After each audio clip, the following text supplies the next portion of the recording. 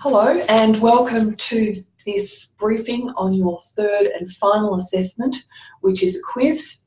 And I have put notes about the quiz on LMS and I will reiterate them here, but my strong suggestion is that you read those instructions carefully a few times before you actually attempt the quiz.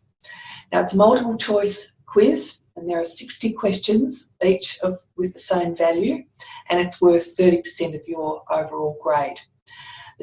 The test or quiz will be open on June the 11th at 12 noon and it will close on June the 12th at 12 noon, and it will take you an hour to do. So if you're going to do it on the 12th of June, make sure that you start the quiz an hour before, so 11 AM on the 12th of June, to give yourself an hour to complete the quiz.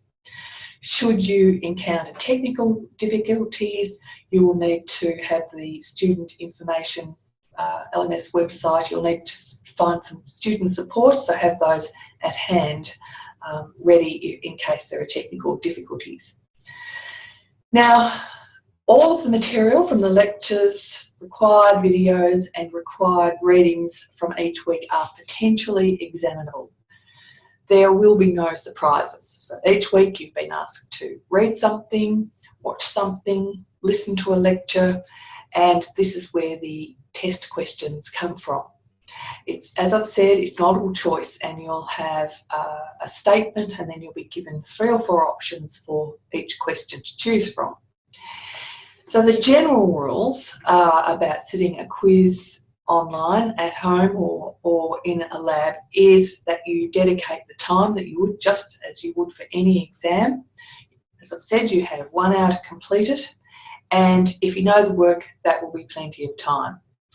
Have some water beside you, turn off your phone, take a pen and note paper just in case you want to think about something before answering it, and pre-warn your friends and relatives that you will be sitting the quiz and at a certain time and not to disturb you.